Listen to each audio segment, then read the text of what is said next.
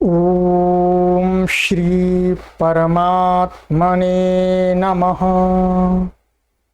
ओम श्री गुरुभ्यो नमः। ओम श्री ऋषिभ्यो नमः।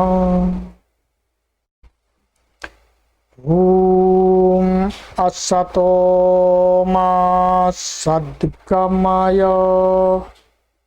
तमसो मा ज्योतिर्गमय मृत्योर्मामृतंगमय।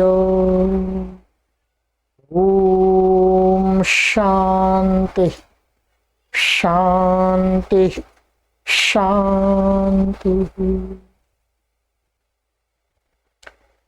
सर्वेभ्यो नमः।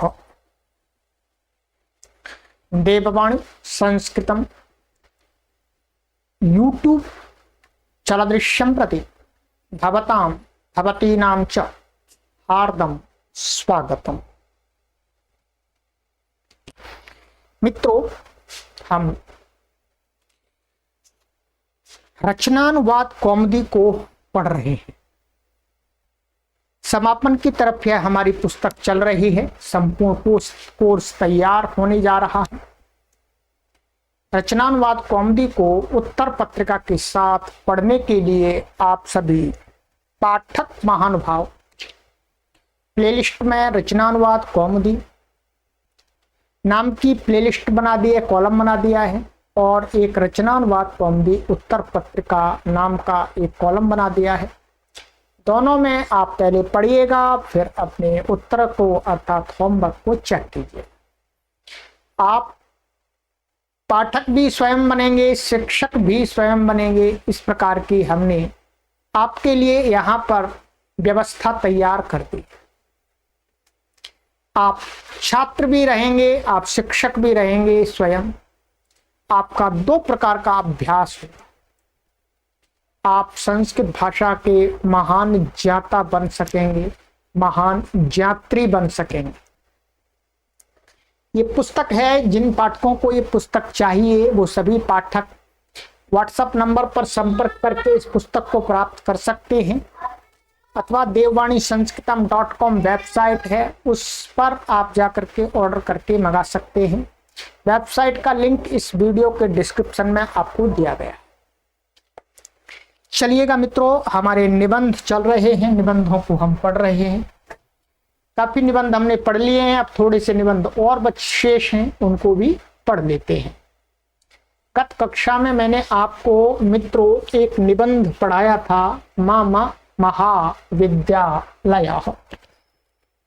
मम महाविद्यालय, मेरा महाविद्यालय। किसी छात्र ने एक निबंध लिखा है, अर्थात डॉक्टर कपिल देव जी ने छात्र को पात्र बना करके निबंध लिखा।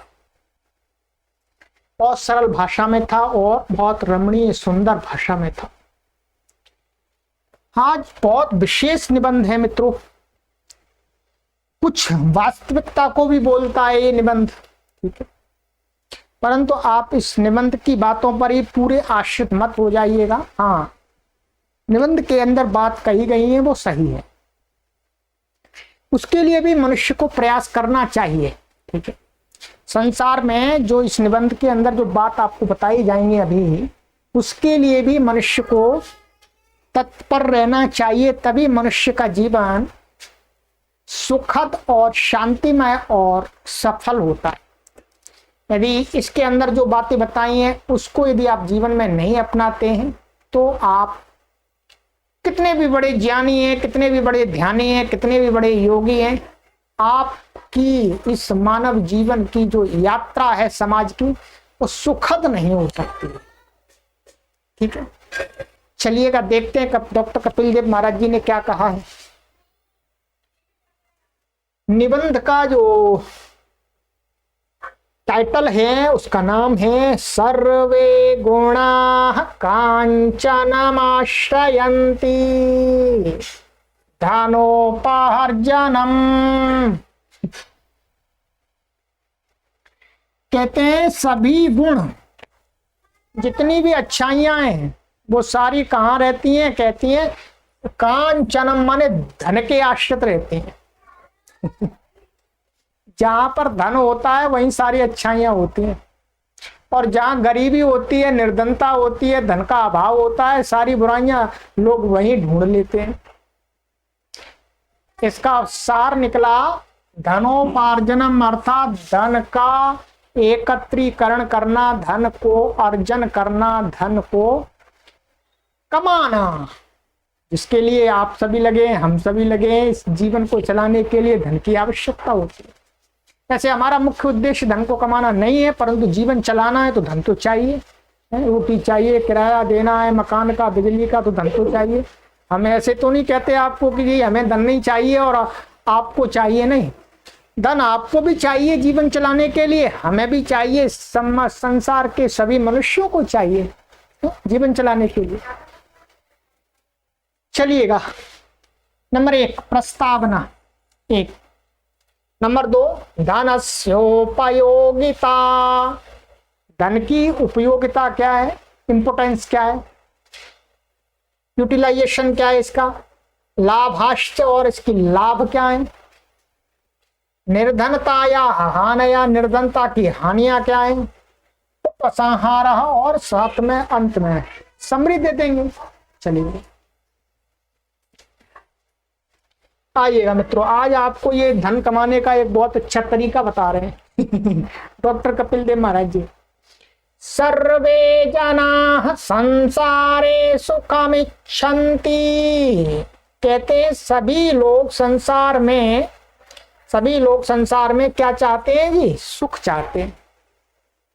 ये सच्ची बात है, 100 पैसे की बात है। संसार में कोई भी प्राणी हो, लोग ही नहीं अन्य प्राणी भी क्या चाहते हैं? सुख। कोई जीवन में बाधा ना आए, कष्ट ना आए, आराम से जीवन चलता रहे। पर आ जाती हैं हमारे कर्मों के कारण से, अथवा दूसरों के सानिध्य में रहने के कारण से, उसके बुरे कर्मों के कारण से हम भी प्रभावित हो जाते हैं, तो कष्ट बाधाएं आती रहती हैं। परंतु जो हमारी आंतरिक इच्छा होती है, हमारा मन और हमारा चित्त और हमारी बुद्धि क्या चाहती है? सुख को चाहती है, प्लेजर को चाहती है। आप बताइएगा, अपने अंतर मन की बात बताइएगा। मैं तो अंतर मन की बात बता रहा हूं आपको कि सुख की इच्छा होती है, हमेशा नहीं होता है ऐसा कि दुख आ जाए। आ जाता है जैसे ही आता है उसको हटाने के लिए तत्पर हो जाते हैं। क्यों हो जाते हैं? क्योंकि हमें दुख की इच्छा ही नहीं है। सुख आ जाए तो सुख को हटाने की इच्छा नहीं होती किसी की। हाँ ठीक है, वो हे प्रभु थोड़ा सा सुख और देते रहिएगा, हे प्रभु थोड़े से दिन और नैया पार लगा दीजिएगा, अब बुढ़ापा आ गया है, अब थोड़ा सा ऐसी व्यवस्था बनाइएगा, ऐसी बुद्धि दीजिएगा, ऐसा सामर्थ्य दीजिएगा, ऐसी शक्ति दीजिएगा कि मेरा जीवन सुखमय चलता है। ऐसा ही करते तो वास्तव में हमारी जो आंतरिक इच्छा है, जो हमारी इंटरनल जो डिजायर है, वो क्या है? सुख को चाह, सुख मिलता रहे। चलिएगा देखते हैं। सुखम च धने नैव प्राप्तुम शक्यते। देखिएगा, ये यहाँ पर अब धन की बात कर रहे हैं, इसलिए धन की बढ़ाई करेंगे, परंतु आपको ऐसा नहीं समझ लेना कि धन से ही प्राप्त होता है। जब कोई भी लेखक, कोई भी कवि किसी विषय पर बोलता है तो वो उसकी महत्ता को बताता है पहले, ठीक है? तो कहते हैं सुख, और सुख क्या धन के द्वारा ही प्राप्त होने के लिए समर्थ है। सुख धन से ही प्राप्त हो सकता है। अतो धनोपार्जनस्य महत्यावश्यकता भवति। कहते हैं इसलिए धनोपार्जनस्य, धन के उपार्जन की, इकट्ठा करने की महती आवश्यकता भवती, बहुत बड़ी आवश्यकता होती है। उसके बिना काम चलता नहीं है, चारा चलता नहीं है। ठीक है, हम तो इसलिए सबको उपदेश देते हैं कि भाई धन को कमाओ, खूब कमाओ, खूब कमाओ, मेहनत से कमाओ, परिश्रम से कमाओ। ठीक है, बहुत सारे लोग आपको ऐसा भी उपदेश देते होंगे, अरे जी धन में क्या रखा है, धन को छोड़ दो। पर हम ऐसा नहीं कहते, हम कहते हैं धन को अपने पास अवश्य रखना चाहिए। क्या? धन को, मनुष्य को, अर्थ कहते हैं मनुष्य ऐसी कहावत है लोक में कि मनुष्य को अर्थ माने धन की, अर्थ की आवश्यकता तब तक होती है जब तक उसकी अर्थी संसार से ना उठ जाए। अर्थात अर्थी मीन्स जब तक उसकी जो शरीर है शमशान में ना चला जाए तब तक मनुष्य को धन की आवश्यकता होती है, अर्थ की। तो इस बात में सच्चाई है कि मनुष्य को अर्थी उठने तक आवश्यकता होती है। अर्थी खरीदने के लिए भी तो जो ठटरी बनती है अर्थात जिस पर मृत शरीर को ले जाते हैं उसको भी तो खरीदने के लिए पैसे चाहिए, कफन के लिए पैसे चाहिए, सबके लिए पैसे चाहिए। तो इसलिए किसी ने ठीक ही कहा है कि अर्थ की जरूरत इस मनुष्य को संसार में तब तक होती है जब तक उसकी अर्थी ना उठ जाए।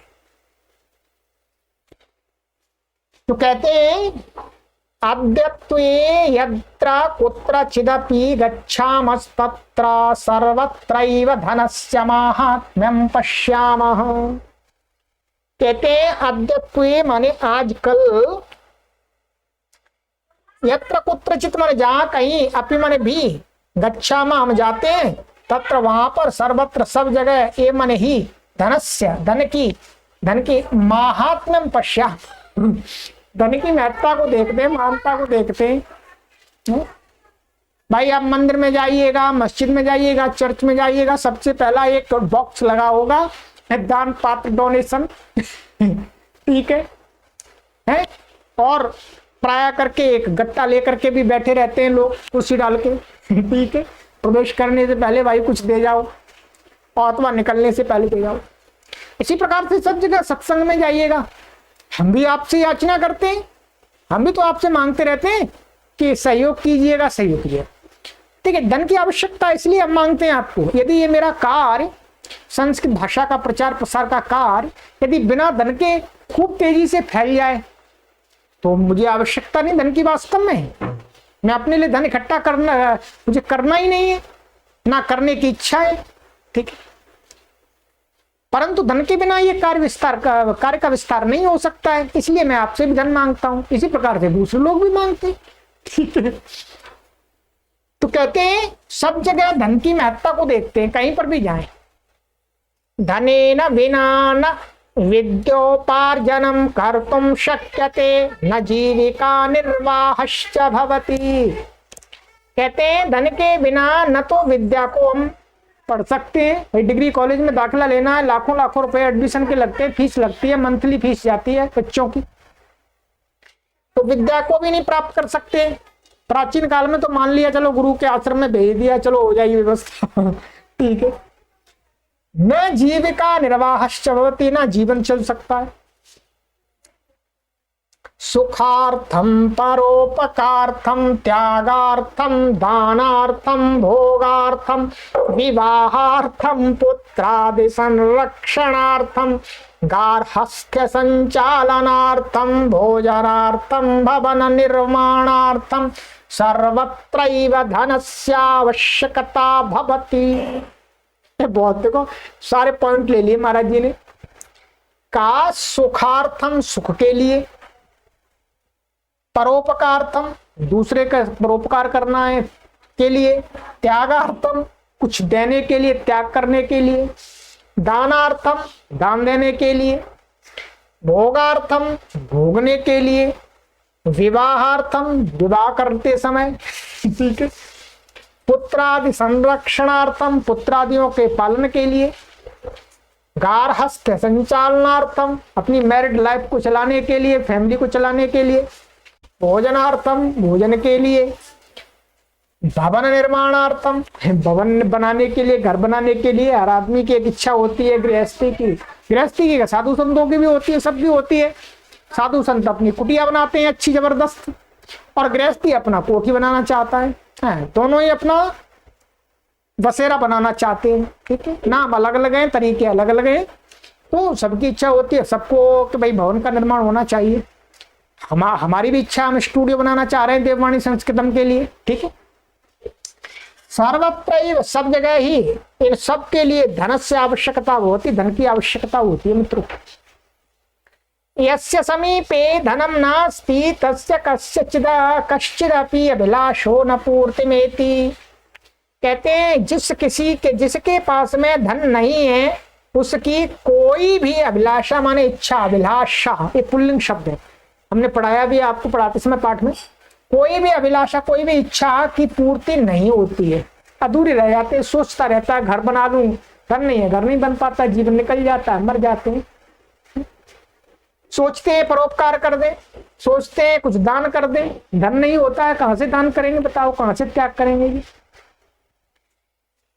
विवाह करते हैं तो सोचते हैं विवाह के लिए अच्छा तैयारी करेंगे, अच्छी दावत देंगे, लोगों को बुलाएंगे, लाखों लोगों को सत्कार करेंगे, सम्मान करेंगे, पंडित जी को अच्छी दक्षिणा देंगे, यज्ञ कराएंगे, ठीक है।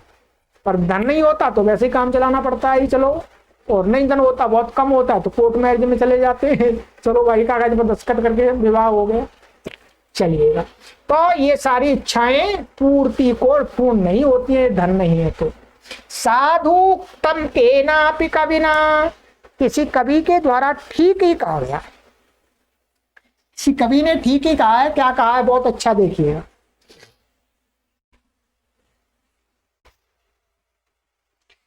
बुभुक्षितैर्व्याकरणं न भुज्यते पिपासितैः काव्यरसो न पीयते न छन्दसा केनचिदुद्धृतं कुलं हिरण्यमेवार्जय निष्फला गुणाः। देखिएगा, ये पंचतंत्र आदि का श्लोक है। कहते हैं, वो कवि कहता है कि भाई देखो, मुख्य लोगों के द्वारा वो सोचे कि हम व्याकरण पढ़ लेंगे तो हमारा पेट भर जाएगा, आनंद से रहेंगे। जैसे हमने व्याकरण पढ़ लिया और हम सोचे अब कोई जरूरत नहीं है, व्याकरण पढ़ लिया जी, अब तो आराम से जीवन चलेगा, पेट भर जाएगा, रोटी मिल जाएगी। तो कहते हैं रोटी मिल जाएगी तो भूखे लोगों के द्वारा व्याकरण नहीं खा करके पेट भरा जाता। पेट तो रोटी से भरा जाएगा, व्याकरण से पेट नहीं भरा जाएगा। कोई सोचे हमने व्याकरण पढ़ लिया तो हमारा पेट भर जाए व्याकरण से, ज्ञान से। पिपासिता ही काव्य रसो न पीयते, और जो प्यासे लोगों के द्वारा प्यास लगी है उनको वो सोचे लाओ हम काव्य का रस पी लें। काव्य अर्थात जो ग्रंथ हैं उनमें रस होते हैं, रस तो उनका श्लोक आदि के जो कुछ भाव होते हैं, रस होते हैं गद्य के पद्य के, तो उन रस के द्वारा उनकी प्यास नहीं बुझती है, वो तो पानी पीना पड़ेगा। न छंदसा के न चिद उद्धृतम भवति कुलम, किसी कुल का उद्धार भी छंद के द्वारा नहीं होता। छंद का अर्थ होता है ढकना, ढक करके चीज को सुरक्षित रखा जाता है, परंतु छंद के द्वारा किसी कुल का उद्धार नहीं होता। कहते हैं कि मंत्र रट लिए और उद्धार हो गया उसके कुल का, ऐसा नहीं है। कहते हैं इसलिए हिरण्य में अर्जय, इसलिए मनुष्यों, हिरण्यों का ये अर्जुन में, हिरण्य माने धन को कमाओ। हे मनुष्य तू धन को कमा। व्याकरण में कुछ भी नहीं रखा, काव्य रस में कुछ भी नहीं रखा, छंद रटने में कुछ भी नहीं रखा। धन को कमा, धन से ही तेरी भूख बुझेगी, मैंने भूख खत्म होगी, धन से ही तेरी प्यास बुझेगी, प्यास समाप्त होगी, धन से ही तेरे कुल का उद्धार होगा। इसलिए धन को कमा, ये धन के लिए लोगों को मोटिवेट किया है।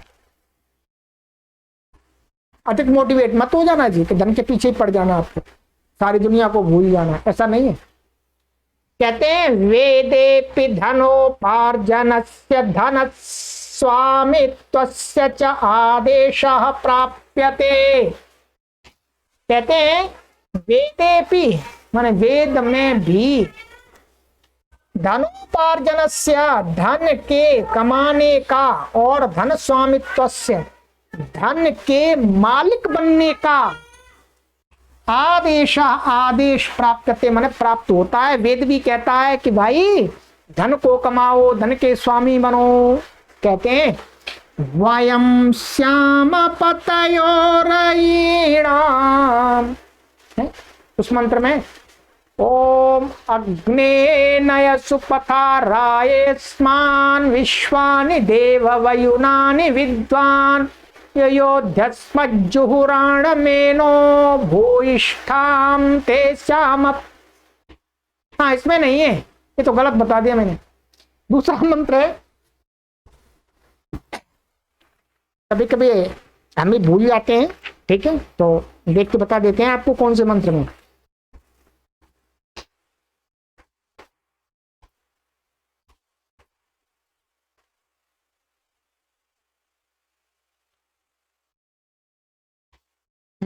इसमें है ये ईश्वर स्तुति प्रार्थना उपासना वाले मंत्र में ओम प्रजापते नत्वने तान्यो विश्वा जातानि परिता बभूव यत्कामास्ते जुहुमस्तन्नो अस्तो वयं श्याम पतयोरयीणाम।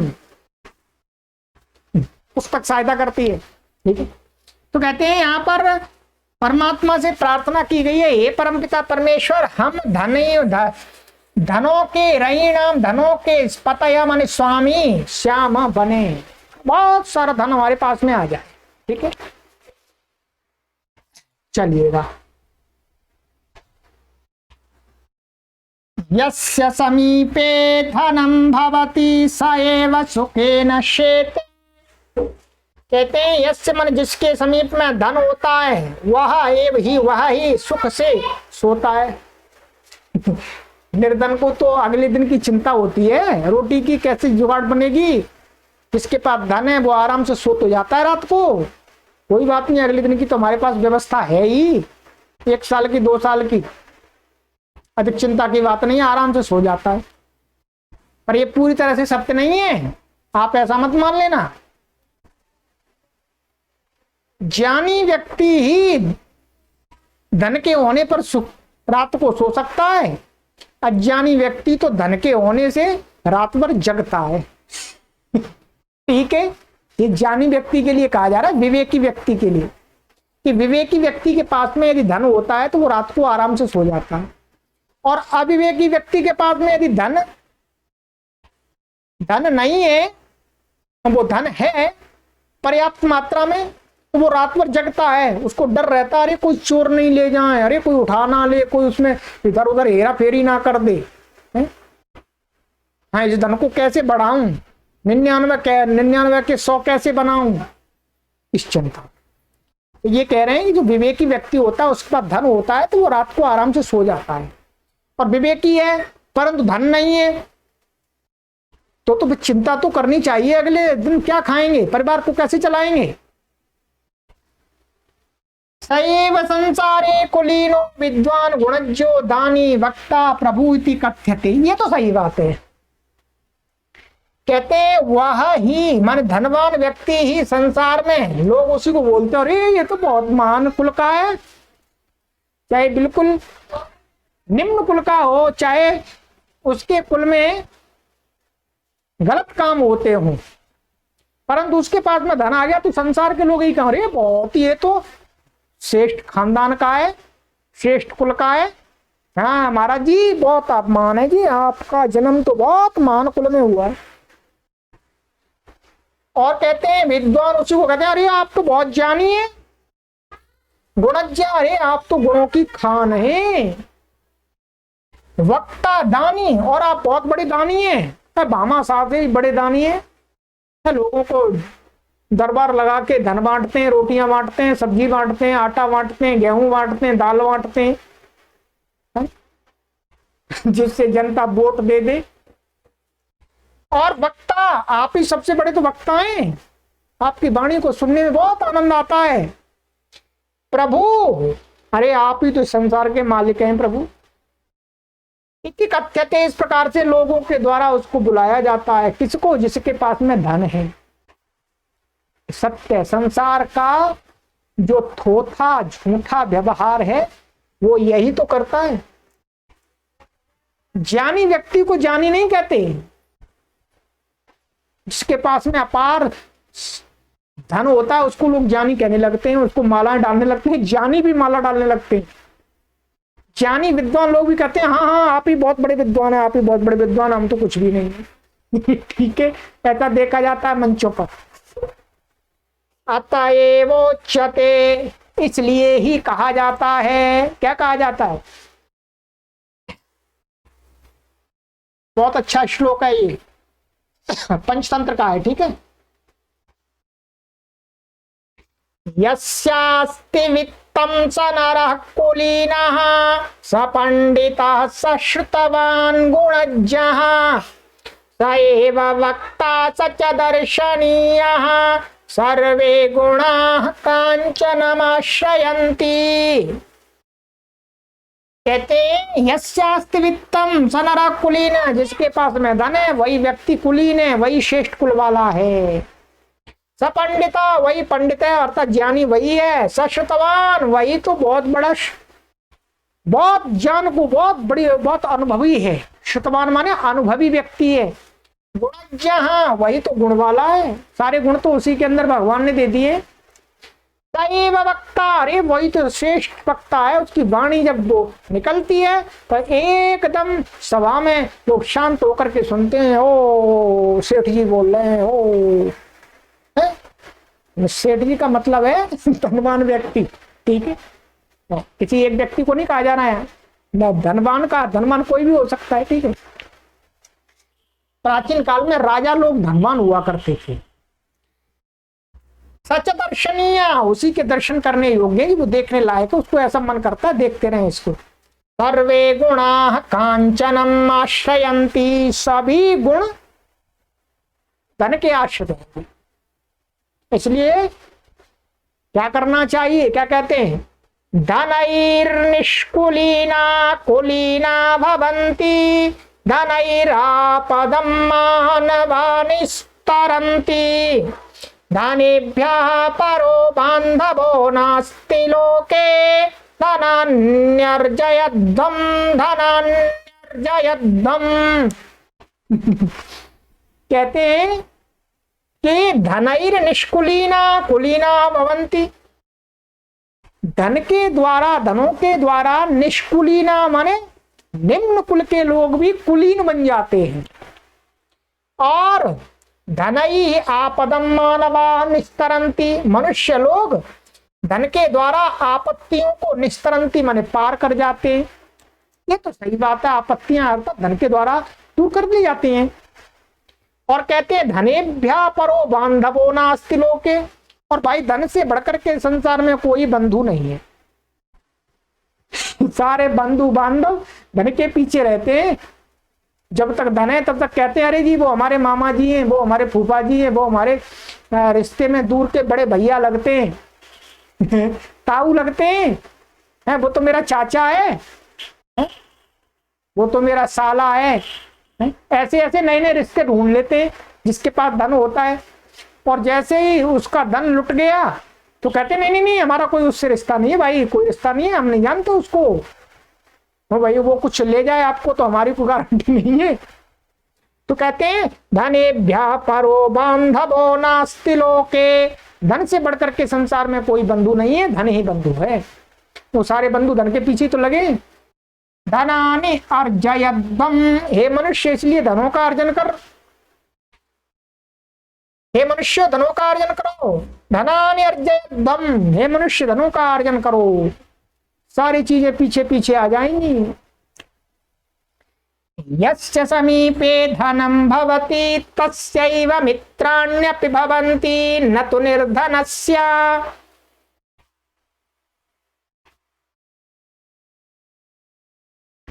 कहते हैं जिसके समीप में धन होता है जी उसके ही मित्र भी होते हैं, न तो निर्धनस्य। ये भी सही बात है जी। धन क्या मित्र किसके होते हैं? सब लोग मित्र किसको बनाना चाहते हैं? धनवान को बनाना चाहते प्राय करके। 99% तो यही विचार होता है मित्रों। गरीब को कोई अपना मित्र नहीं बनाना चाहता, निर्धन को कोई नहीं बनाना चाहता, धनवान को ही बनाना चाहते हैं।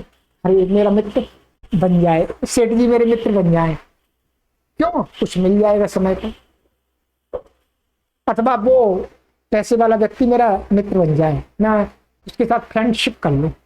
ठीक है, इस सोच को बताया जा रहा है। एक श्लोक दिया है यतो ही, इसीलिए क्योंकि कहा भी जाता है, क्या कहा जाता है, यस्यार्थास्तस्य मित्राणि यस्यार्थास्तस्य बान्धवाः यस्यार्थाः स पुमान् लोके यस्यार्थाः स च पंडितः। कहते हैं जिसके पास में अर्थ माने धन है होते हैं, उसके ही मित्र होते हैं। जिसके पास में धन होता है उसके ही मित्र होते हैं। यस्यार्था तस्य बांधव, जिसके पास में धन होते हैं उसी के बंधु बांधव भी होते हैं। यस्यार्था सब मान लो कि जिसके पास धन होता है वही संसार में पुरुष कहलाता है, उसी को लोग कहते हैं ये वास्तव में आदमी है। ये कहता है क्या घूम रहा है वैसे, हाथ फैला करके, थैला लटका करके, ठीक है। यस्यार्थाः सच पंडितः, और जिसके पास में धन है वास्तव में उसी को बोलते हैं आप ही पंडित जी है जी, आप ही ज्ञानी है, आप ही महान है, जाता है, परमात्मा से आप कम नहीं। प्राचीनैः मुनिभिरपि धनस्योपयोगिता स्वीकृता अस्ति। कहते हैं महाराज जी प्राचीन ऋषियों के मुनियों के द्वारा भी धन की उपयोगिता को स्वीकार किया गया था। अतएव ते तैः धर्मार्थ काम मोक्षात्मके चतुर्वर्गे अर्थस्य धर्मानंतरम स्थानम कृतम अस्ति। तभी तो हमारे ऋषियों मुनियों ने जो शास्त्र बनाए उसमें क्या कहा, इसलिए ही उनके द्वारा क्या है, धर्म अर्थ काम मोक्षात्मक, ये चार मनुष्य जीवन के लक्ष्य बताए हैं, इनकी प्राप्ति के लिए कार्य करना चाहिए। तो क्या है, चतुर्वर्ग है ये, धर्म अर्थ काम मोक्ष। उसमें अर्थ का दूसरा नंबर दिया धर्म के बाद, धर्मानंतरम, धर्म के बाद स्थानम कृतम माने स्थान दिया अर्थ को, धर्म फिर अर्थ, मोक्ष तो अंतिम में, ठीक है। तो वो भी इस बात को जानते थे, उन्होंने ईमानदारी के साथ कह दिया धन चाहिए। आजकल के जैसे नहीं थे कि अरे स्वयं को तो चाहिए पर दूसरों को मना करते हैं धन नहीं चाहिए जी, अरे धन का क्या करना जी, धन तो कष्ट देता है। ये नहीं कहते कि धन सुख भी देता है, अरे भाई सुख भी देता है, बिना धन के जीवन नहीं चलता है। कहते हैं आइएगा, धनोपार्जनस्य बहूनि साधनानि सन्ति सदोषाणि निर्दोषाणि च। कहते हैं धनोपार्जनस्य, धन को कमाने के बहुत सारे साधन होते हैं, सदोषाणि निर्दोषाणि च, कुछ बेईमानी के तरीके होते हैं, कुछ ईमानदारी के तरीके होते हैं। धन दोनों प्रकार से कमाया जा सकता है। अब ये डिपेंड करता है आदमी के ऊपर के वो ईमानदारी से कमाना चाहता है कि बेईमानी से। अब हमने अपना रास्ता बनाया, अर्थात अपनी आवश्यकताओं की पूर्ति के लिए धनार्जन का रास्ता हमने बनाया है 100% ईमानदारी का। हम कोई भी गलत बात बता करके किसी से एक पैसा भी नहीं लेने का संकल्प लेकर के इस जीवन का यापन कर रहे हैं। किसी को भी मिसगाइड नहीं कर रहे हैं, किसी को भी कोई गलत मार्ग नहीं बता रहे हैं। किसी के समझ में आए सही बात तो ठीक है, नहीं तो राम राम श्याम से। परंतु हम कभी भी कोई अंधविश्वास, पाखंड, झूठ ऐसा कभी भी किसी को धन के लिए और ना बिना धन के लिए किसी भी प्रकार के हेतु से नहीं बताते।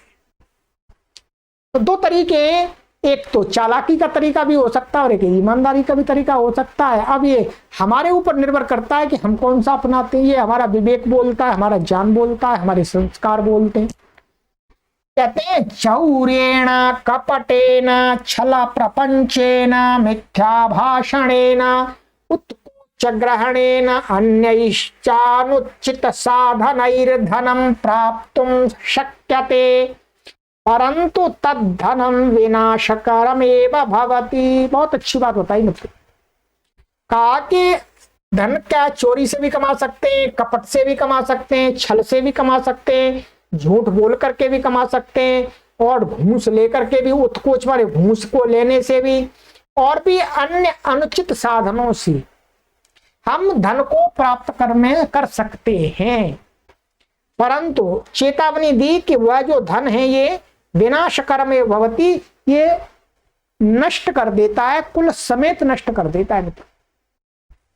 ये सिद्धांत है, ये सिद्धांत है। चाहे कितना भी बड़ा कोई ज्ञानी हो, पंडित हो, साधु हो, संत हो, महात्मा हो, यदि उसने गलत प्रकार से धन कमाया है तो वो धन उसका और उसके यश का, उसकी कीर्ति का, और यदि वो गृहस्थ है तो उसके कुल का नाश कर देता है, नाश कर देता है। इसमें बिल्कुल भी झूठ नहीं है, बिल्कुल सही बात है मित्र।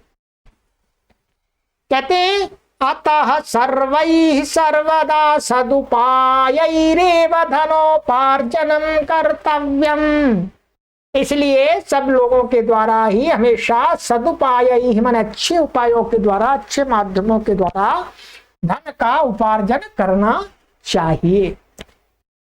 विद्याध्यापनेन कृषिकर्मणा व्यापारेण सेवया परिश्रमेण वा यद्धनम उपार्जितम भवति तत् फलति।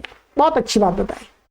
कहा कि जो विद्या के अध्यापन से, विद्या के पढ़ाने से, अविद्या नहीं, विद्या, विद्या का अर्थ होता है सत्य बात, सत्य ज्ञान, जो जैसा है उसको वैसा बताना, स्वार्थ से रहित होकर के, छल कपट से रहित होकर के ज्ञान को प्रचारित प्रसारित करना होता है विद्या का पढ़ाना। तो विद्या के पढ़ाने से भी कृषि, खेत करके, व्यापार के द्वारा, सेवा के द्वारा अथवा परिश्रम करके, वही मजदूरी आदि करके, जो धन उपार्जितम भवति, जो धन उपार्जित इकट्ठा किया जाता है, कमाया जाता है, वह फलति, वही फल देने वाला होता है, सुख देने वाला होता है। अब हमने एक तरीका अपनाया अपना विद्या के अध्यापन से। आप सभी को सही बातें, वेदों की बातें, उपनिषदों की बातें, ऋषियों की बातें, महापुरुषों की बातें बता करके अपना जीवन यापन कर रहे हैं, जीवन यापन कर रहे हैं। ठीक है, ऐसा तो नहीं कि हम मर गए, ऐसा तो नहीं, चल रहा है जीवन।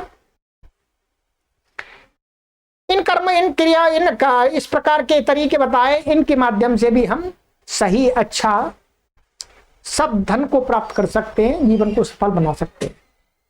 तेनैव मनुष्यस्य श्रीवृद्धि भवति, इस प्रकार के धन से ही मनुष्य की श्री की, लक्ष्मी की वृद्धि होती है, धन बढ़ता है।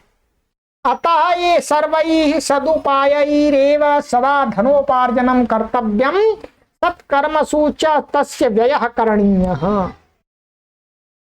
कहते हैं कि इसलिए ही सदुपाय, सदमन अच्छे उपायों के द्वारा ही हमेशा धन का उपार्जन करना चाहिए, कमाना चाहिए, और सत्कर्मों में, अच्छे कर्मों में उसका व्यय भी करना चाहिए। ये भी बता दिया, सावधान, व्यय भी करना है। ऐसा नहीं सदुपयोग कर, अच्छी प्रकार से ईमानदारी से कमाया धन और उसको गठरी बांध के रख लिया, उसको ना तो स्वयं भोग किया ना दूसरे अच्छे कार्यों में दिया, तो भी दुख कारक होगा अंत में जाकर के। जब धन यहीं रहेगा, आप जा रहे होंगे, भगवान कह रहा होगा चलो यहाँ से, अब तुम्हारा टाइम पूरा हो गया, तब रोएंगे, आप चिल्लाएंगे, अरे मैंने तो अच्छे साधन से धन कमाया, ये तो यही रह रहा है। तो इसलिए कह रहे हैं कि उसको सत्कर्मों में व्यय भी करना चाहिए। चलिएगा, इसके द्वारा, इस निबंध के द्वारा डॉक्टर कपिल देव महाराज जी ने हमें ये बताने का प्रयास किया है कि मनुष्य को अच्छे उपायों से धनार्जन करना चाहिए और उस धन को स्वयं के लिए उपयोग तथा समाज के अच्छे कार्यों में उपयोग करना चाहिए। इससे मनुष्य की स्वयं की तथा अन्य समाज के जो अन्य मनुष्य हैं उन सभी की उन्नति होती। चलिएगा, फिर मोक्ष मिलता है। चलिए, ये निबंध पूरा हुआ मित्रों, हमें बहुत अच्छा लग रहा है, निबंध को स्वयं पढ़ रहे हैं। आगे है संतोषाएव पुरुषस्य परम निधानम। चलिएगा, सर्वेभ्यो नमः।